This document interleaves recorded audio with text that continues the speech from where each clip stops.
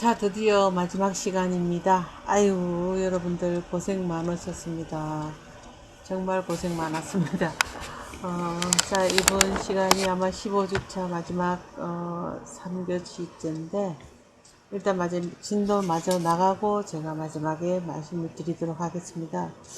이제 여기 식품 첨가물 중에서 윤활제는 윤활작용을 도와주는 것인데 라우린산이라든가 미리스틴산, 스테아린산, 카프릭산, 팔미트산 이런 종류는 여러분들이 그렇게 알 필요는 없지만 윤활제는 못하는가 부드럽게 윤활시키는 작용을 해준다는 것 정도는 알고 계셔야 되겠죠. 그리고 이영제는 주로 많이 나와요. 유동 파라핀 유일하게 딱 하나이기 때문에 시험에 잘 나오는데 빵에 달라붙지 않게 하고 모양을 그대로 유지하도록 하는 목적을 가지고 있다는 이영제. 그 다음 제조용제는 식품의 취급, 적용, 사용을 원활하게 하기 위해서 기능을 변화시키지 않고 식품 첨가물이나 영양소를 이용해 희석 분산시키거나 물리적으로 변형하기 위해서 사용하는 제조용제는 국이라는 게 아마 그걸 거예요. 술 만드는 국을 얘기할 겁니다. 그 다음에 락토페린, 농축물, 뮤신, 뮤타스테인, 미소섬유상, 셀룰로즈, 키톤산, 또 증량제는 식품의 양을 증가시키는 것으로서 젖산 나트륨이라든가 폴리덱스트로즈 이런 증량제는 어묵 같은 데 많이 사용되고 또 잼이라든가 젤리 같은 데도 들어가게 되죠. 정점제는 점성을 증가시키는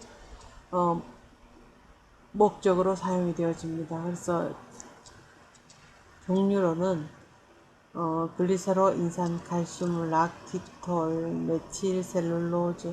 메틸셀룰로즈가 요즘 많이 나오죠, 그죠? 알긴산, 나트륨, 그 다음 메틸에틸셀룰로즈, 변성전분도 많이 사용되어집니다, 현장에서. 백틴, 플루란, 히알루론산 이런 것들이 정점제로 들어가고, 착색연료는 뭔가 보면은 색소를 부여하거나 복원하는 데 사용이 된다 해가지고 이와 같은 것들, 그죠? 여러분들 오징어 먹물색소 또 있습니까? 식용색소, 황색4호, 황색4호, 알루미늄 이런 것들. 그 다음에 착향료는 향기를 조정하거나 강화하는 목적으로 사용이 되는데 개미산, 계피산, 글리세린, 글리신, 낙산, 카라기난, 카로틴, 유카추출물, 차추출물, 피마자유, 카프릭산, 피페로날, 프로피온산, 벤질, 기타 이런 종류들이 있다는 거 한번 쭉 보세요. 그 다음에 청징제, 또 용액을 맑게 하기 위해서 넣는 거, 우리 국 같은 거 만들 때 계란 흰자를 넣어가지고 용액을 스프 같은 것을 맑게 하잖아. 그것처럼 청징제를 넣는 탄닌산 같은 걸 넣어서 맑게 한다. 추출 용제는 추출을 위한 용매, 이소프로필 알코올이라든가 아세톤 이런 것들. 충전제는 용기에 식품을 채우기 전이나 채우는 동안 후에 넣는 가스라든가 아산화질소, 이산화탄소, 산소, 질소 같은 거 충전을 많이 하기 때문에 질소 충전을 하면은 유탕 제품인 경우에 산화산패 같은 걸 방지하기 위해서 질소를 넣게 되는데, 그러다 보니까 질소 같은 것을 너무 많이 넣어가지고 질소 과자다 이런 얘기들이 나오잖아, 그죠? 충전제. 이 질소 같은 것도 식품용에 충전되는 그런 질소를 써야 된다. 식품용과 일반용이 있는데 꼭 식품에는 식품용 질소를 충전해야 된다는 거. 팽창제는 가스를 유리시켜 반죽 또는 반죽옷을 입힌 것의 부피를 증가시키는 것으로서 구연산이라든가 글루코노 델타 락톤 이거 많이 쓰이죠. 글루콘산, 메타인산 나트륨, 효모, 폴리인산 나트륨, 탄산 암모늄 이런 것들. 표백제는 식품을 탈색시키는 데 사용이 되나 색소는 포함하지 않는다는 것.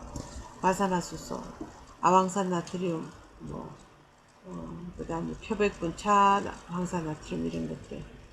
아황산 나트륨 같은 경우에는 어디 들어가냐면은 우엉이라든가 연근 같은 거 또 표백한다든가 할 때도 들어갑니다. 그래서 중국에서 들어오는 것들이 이게 많이 오고, 그래서 뭔가 하면은 가을에 나는 게 뭐가 있죠? 가을에 나는 토란대 같은 거 또 이런 걸로 처리를 하는 경우가 있습니다. 피막제는 얇은 보호막을 입혀 산소를 차단하거나 광택을 내게 하는 것으로서 팔미트산, 석유왁스, 라우린산, 몰포린 지방산염 요거 많이 나옵니다.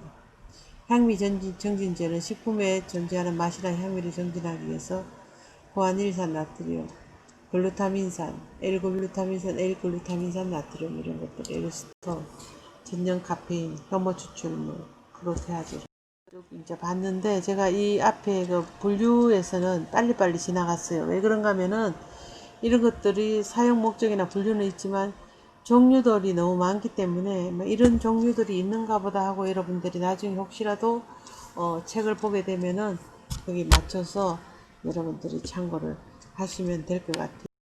그러면은 식품 첨가물은 이제 안전성이 확보되어져야 되는데 이 안전성을 확보하기 위해서 여러 가지 실험을 하게도 되겠고 여기 나옵니다만 최소한의 목적을 달성하기 위한 정도로 소량만을 사용해야 된다는 거. 그래서 식품 첨가물을 사용했을 때는 사용했을 때 이로운 점은 식품의 대량 생산을 가능하게 하고 식품 보존성을 증진시키고 식중독을 예방하고 보존성을 바탕으로 전국 어디에나 유통이 가능하도록 하고 영양 증진에 기여하고 부패에 의한 식품 폐기를 방지하고 자원을 잘 활용하고 환경을 보존한다는 점을 들 수가 있다. 그렇지만 좋지 않은 점으로는 식품 첨가물의 독성이 문제가 된다는 얘기죠. 소량으로는 건강에 해가 없다 하더라도 식품은 장기간 섭취하는 것이기 때문에 만성 독성 등을 일으킬 수가 있고 그럴 수 있기 때문에 주의를 해라. 따라서 식품 첨가물은 본래의 가치를 낮추지 않도록 하는 최소한의 목적을 달성하기 위해서 소량만을 사용을 해야 되고 따라서 식품 첨가물로 지정되기 위해서는 인체에 대한 안전성이 확인되어야 되고 독성이 강한 것은 물론 체내에 축적이 된다거나 반응성이 높아 식품 성분에 나쁜 화학적인 변화를 일으킨다면 절대로 사용할 수가 없다는 것이 바로 식품 첨가물이 가져야 될 조건이고 식품 첨가물의 안전성이 확보되어야 된다는 것은 꼭 명심을 하시기 바랍니다. 그 다음에 이제 식품 첨가물은 섭취해도 좋은가? 이러면 삼성 서울병원에서 이렇게 해놨는데 가공식품을 구입할 때 우려사항으로는 2013년도에 그죠? 소비자의 태도를 조사를 해보니까 일단은 가공식품 구입할 때에 식품 첨가물이 들어갔는가 들어가지 않는가를 살펴보는 것이 1등입니다. 37% 정도가 소비자들이 받고 그 다음에 2위로는 이제 열량, 칼로리가 높은가, 지방 함유량, 그 다음에 유전자가 변형이 되었는가 이런 순으로 봤다는 얘기입니다. 그래서 식품 첨가물의 안전한 단계는 1단계는 이제 이 첨가물은 바로 실제 동물 실험을 하고 그 다음 인체 적용 실험을 하고 식품에 적용을 해서 이제 첨가물이 들어가겠죠. 그래서 실제 가공식품에는 하루 섭취 허용량보다도 훨씬 적은 양의 식품 첨가물을 첨가를 하고 적당한 양의 가공식품 섭취는 안전하다고 이렇게 식약처에서 얘기할 수 있는데 감수는 이제 삼성 서울병원 임상영양팀에서 이렇게 나오는 거래요. 식품 첨가물 과다 섭취는 주의를 해라. 여러가지 가공식품을 섭취하면 식품 첨가물도 과잉으로 섭취가 될 수 있다. 피자라든가 아이스크림, 도넛츠, 그 다음에 소세지입니까? 그 다음에 이러한 것들을 계속적으로 먹으면 위험하다는 얘기죠. 많이 할 게 있을 때. 가공식품 첨가량을 줄이거나 식품 내에 포함된 식품 첨가물의 양을 줄이려는 노력이 필요하다는 얘기입니다. 그러면 식품 첨가물을 섭취를 줄이는 방법으로는 물에 헹군다든가 그 다음 물에 담궈둔다든가 단무지 뜨거운 물에 데친다든가 이런 것을 하는데 가공식품이 늘어나고 식품 유통이 확대되고 있는 현대사회다. 식품 첨가물이 무조건 해로울 거라는 불안한 심리를 갖기보다는 식품 첨가물에 대해서 정확히 이해하고 섭취량을 줄이는 것이 중요하다가 서울 삼성병원에서 이제 내놓는 어떤 뭐 하나의 안내문 같아요. 그 다음에 이거는 보면 천연유래 첨가물의 종류. 우리가 인위적으로 첨가하지 않더라도 자연적으로 생기는 경우가 있습니다. 이거는 프로피온산, 안식향산, 아염산, 아황산염, 아질산염과 같은 게 있는데 다양한 미생물의 발효라든가 숙성 공정에서 생성이 되어서 이런 과정을 통해 생산하는 대부분 식품에서 프로피온산 같은 것들이 천연유래로 나올 수 있다는 얘기입니다. 그렇게 자연적으로 발생한다는 얘기가 되겠죠. 안식향산 같은 경우에는 식물체 내 중간 대사 산물로 생성된다고 알려져 있고 치즈, 유제품 등의 발효 과정 중에서 디프론산으로부터 안식향산이 생성될 수 있다고 보고가 되고 있다. 뭐 치즈, 우유, 뭐 유제품 같은 거죠. 그래서 안식향산 아마 근데 이 허용 기존의 양이 있을 겁니다. 만약에 가공식품을 만드는 회사에서 안식향산이라든가 프로피온산이 많이 나왔다 한다면은 이건 그러면은 일부러 원래 허용 기준치 이상으로 넣었냐 해서 문제가 된다면은 천연유래로 이렇게 나온다 하는 것들이 이제 그 기준치가 있습니다. 그건 식품공정인가 그렇게 보면 있을 거예요. 그 다음에 이 아황산염도 황화합물을 다량 함유하고 있는 많은 식품, 파라든가 양파라든가 뭐 이런 것들, 그죠? 파, 양파 이런 게 되죠. 이런 것들에 다량 함유하고 있으니 아황산염과 같은 것들도 천연유래로 나올 수 있고, 그 다음에 아질산염은 토양, 물 등의 자연적으로 존재하고 미생물에 의한 질소 고정 작용에서 천연적으로 생성이 된다 이래 되어 있습니다. 그래서 천연유래 첨가물의 종류도 여러분들이 알아둘 필요가 있을 것 같습니다. 자, 그 다음에 식품 첨가물이라는 것이 도대체 무엇인가 했을 때에 바로 이제 식품의약품안전처의 그 식품 첨가물 정보 사이트에서 보면은 안전미인 이렇게 되어 있습니다. 그 식품위생법에는 식품을 제조, 가공, 조리 또는 보존하는 과정에서 감미, 단맛, 착색, 표백 또는 산화방지 등의 목적으로 식품에 사용되는 물질, 기구, 용기, 포장을 살균, 소독하는 데 들어가서 간접적으로 오염할 수 있는 물질도 포함을 한다 이렇게 되어 있습니다. 식품위생법 제2조 2항인가요? 그렇게 되어 있고, 그 다음에 월드 헬스 오르가니제이션은 WHO라든가 세계 식량기구, 그 다음 세계보건기구에서는 식품의 외관이나 향미, 조리 또는 저장성을 향상시키기 위한 목적으로 식품에 소량 첨가되는 비영양물질을 바로 식품 첨가물이라고 정의를 내리고, 유럽연합에서는 식품 첨가물을 감미, 착색 또는 보존 등과 같은 일정한 기술적 기능을 획득하기 위해서 식품에 의도적으로 첨가된 물질이라고 정의를 하고 있습니다.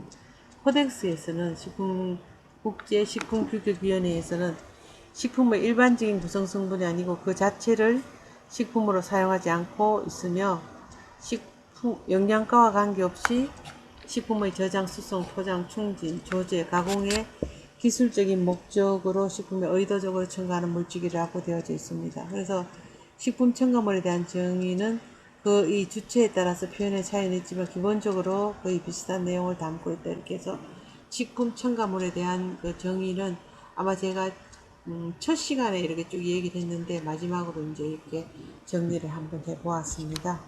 식품 첨가물의 정의 우리나라의 식품위생법 제2조에 있는 거는 꼭 알 필요가 있을 것 같고요. 그 다음에 이제 이게 보면 표시사항이 있습니다. 그러면은 원재료는 면이에요. 소매분 이렇게 돼 있고 팜이 들어가고 뭐 하는데 보면은 여기에서 이제 만약에 첨가물로서 뭐 복합인산염이라든가 구화금이라든가 면 첨가 알칼리, 산도 조절줄 알칼리제를 넣는다든가, 그 다음에 뭐 솔비톨 들어가고 칠리맛 풍미, 그 다음에 뭐 분말 카라멜, 그 다음에 5 리본디콜레오타이드 나트륨, 이거는 향미 정지제일 거예요. 그 다음에 또 뭐 여기 이래 보면 표시사항이 꼭 적어 두란 얘기고, 액상 추출차예요. 합성 현미향을 사용하고 있는데 이거 뭐 보면은 뭐 액상차 같은 거 우리 보통 여러분들 많이 먹는 그런 차들 있죠. 350ml 드는 거. 여기 보면은 합성 착향료가 들어서 현미향을 넣는다든가 탄산수소 나트륨을 넣는다든가 뭐 이런 것들 다 첨가제로 들어가게 돼요. 여기도 똑같이 그죠. 첨가제에 들어가는 합성착 향료, 딸기향을 넣었다. 코치닐 추출색소인 붉은색을 넣었다. 이렇게 들어가게 됩니다. 여기도 마찬가지로 뭐 바나나 컴파운드 향이라든가 분말 바나나 향이라든가 이렇게 해서 합성착 향료 이렇게 꼭 표지사항에다가 식품 첨가물에 대한 것을 적어줘야 됩니다. 그 다음에 퀴즈는 식품 첨가물의 역할에 대해서 적으시오. 이거 제가 여러분들한테 알려드렸고, 아이고 한 학기 동안 여러분들 뭐 고생 많으셨습니다. 빠른 시간 내에 예전의 일상으로 들어가고 싶고 그죠? 그리고 방학 동안 행복하고 건강한 시간을 보내시기 바랍니다. 그 다음 공지사항은 기말 시험은 7월 2일 날 우리 다음 주 목요일이죠. 그죠? 오전 10시 30분에 실시할 예정이고 정식의 우리 식품 위생학 시간입니다. 그리고 혹시 변경될 수 있을지도 모르니까 호스대 블랙보드에서 다시 그 6월 29일 이후에 한 번 더 확인을 해주시기 부탁드리고 시험 범위는 여기 되어 있습니다. 그리고 가능하면 문제를 제가 쉽게 내겠고 점수도 잘 주려고 노력을 하니까 너무 걱정들 하지 마시고 정말 한 학기 동안 수고 많으셨습니다. 감사합니다.